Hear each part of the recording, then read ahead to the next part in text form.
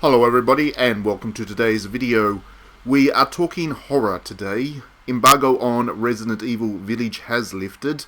I do have a review up on digitallydownloaded.net, and in addition I'm going to do a spoiler-free video here with footage being taken only from the first couple of hours, and what I'm going to do while that footage plays is talk about why I am so impressed by this game. Because I actually think it's a pretty brave thing that Capcom has done with this one, and they have pulled it off with style. See, Resident Evil Village plays in an entirely different area of horror to the previous games in the series. Resident Evil has always been about B-grade American horror, be that zombie horror, the action horror hybrid, or as was the case with the last one, the deep south horror of the likes of The Hills Have Eyes or Texas Chainsaw Massacre. They were different to one another in that Resident Evil 1 was different to Resident Evil 4, 5 and 6, and Resident Evil 7 was an entirely different thing again, and the remakes of 2 and 3 were once again different games. But Village isn't even B-grade horror in terms of its themes and tone. This game is pitching in a very different place. The opening scene in Village involves a reciting of a Grimm Brothers style fairy tale, which the plot of the game then loosely follows. The monsters in the game are all modelled on werewolves and vampires, and the locations in the game could be dragged right out of something like the Monk or the Castle of Otranto. Indeed, if you were to replace Dracula himself with a giant vampire woman, one of the early major locations and scenes in the game is an explicit parallel to the opening half of Stoker's masterpiece, with the framing of some of the events seemingly having been referenced directly from Francis Ford Coppola's film adaptation. That is how close this game gets to very traditional Gothic horror. Werewolves play a big role in the narrative too, as a savage kind of monster, and werewolves are of course another tradition within the Gothic genre, while at the same time the game never loses sight of its fairytale theme either. Fairy tales are not explicitly Gothic horror, but the aesthetics are of course quite in tune with one another and quite similar, and you can draw parallels there as well.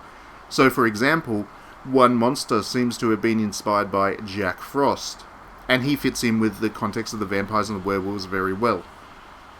And while there's an extreme brutality to the violence and the bloodletting in Village, which is not common to the Gothic genre has the kind of supernatural fear elements, it has a sense of terror, but it's never overly explicit with the bloodletting, unlike Village, which goes very much over the top with that. Despite that difference, Resident Evil Village does pitch for a space that, for want of a better word, I would say is classier than the typical horror. And it is really interesting that they've done this. People still love Dracula and werewolf stories, of course, but that Euro-classical take on them has been very much out of vogue for a very long time now. Horror, as an overarching genre, is incredibly fluid because, more than any other genre, horror responds to the fears of the society of the time. So, for example, the star of the slasher horror genre sat at its highest in the sky when a society was terrified of sexually promiscuous teenagers and drugs. And so we had Freddy, Jason and Michael Myers running around stabbing every teenager that got their boobs out. Back then, that horror was quite genuine in intent. These days, slasher horrors are much more comedy-focused, and that is because society's not really as intensely frightened about the themes that the slasher horror genre once dealt with. The same can be said of the Gothic horror genre. The Gothic horror genre was born out of dual concerns, and the supernatural was a big one. When Gothic horror was the dominant genre, society was going through some massive upheavals, and the role of the church was being redefined thoroughly, while there was waves of scientific research and inquiry that were challenging society's understanding of itself. Many of these debates around science and the spiritual were played out through horror texts as a way of visualizing the tensions there. Because none of that really terrifies us at a society level now, the potency of Gothic horror has been greatly reduced, which makes it such an interesting topic for Resident Evil Village to address in such a genuine way. And indeed, Resident Evil Village doesn't really feel like a horror game a lot of the time. Now, I'm not saying that as a criticism. I think it is deeply atmospheric, and the action and bloodshed is intense and evocative. But as I played through the game, I got a much richer sense of Resident Evil as a dark fantasy, a trip through a grim fairy tale as such. And that is something that's almost nostalgic for a time where a spooky story really was a raven rapping on the door on a deep winter's night. Its atmosphere, it's not something that really frightens us, particularly these days, but it is very deeply atmospheric. It's quaint, is what I'm saying. Deliberately quaint and charmingly so. Enough so that when the game plays into those elements of the genre that it otherwise shouldn't get away with. So, for example, the depiction of the trader as a gypsy would have been appropriate to the Gothic horror genre, particularly the Dracula parallel, but it's not something that would be considered acceptable in modern context. But because Village is so quaint and nostalgic for this old literary tradition, it's hard to feel too uncomfortable with things like that because they're embedded deep into an aesthetic that I think just about anybody would recognise as being from a bygone era and just read it as such. It feels very traditional Gothic story. It's almost like a lost Gothic story that has been turned into a video game. What is also fascinating is how the developers have managed to fit the Resident Evil elements into the game in a way that actually works and doesn't feel clunky. You would never imagine a setting that has been deliberately designed to look like a medieval town in Europe would manage to also have the modern conveniences like guns and cars, a virus that turns people into mindless zombies, and a shadowy high-tech global corporation behind everything.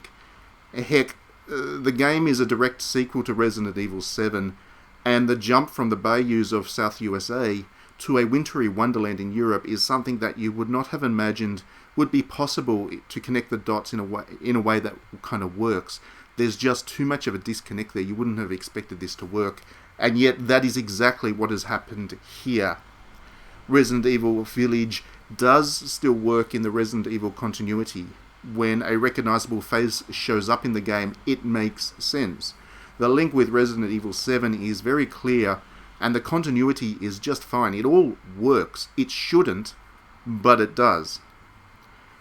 Now, while this may well end up being my favourite Resident Evil game, it's still too soon after I finish playing it to have a certainty over it, but I certainly enjoyed this a lot more than other Resident Evil games I played recently, because I am much more of a fan of the Gothic horror than the various B-grade genres that the series has previously tapped. I don't think that Resident Evil Village is perfect. Now, I suspect I'll be in the minority when I say this, but I do think the game is too long for its own good, and there are a couple of sections in the game that could have been sliced out to strengthen the tone of the overall experience.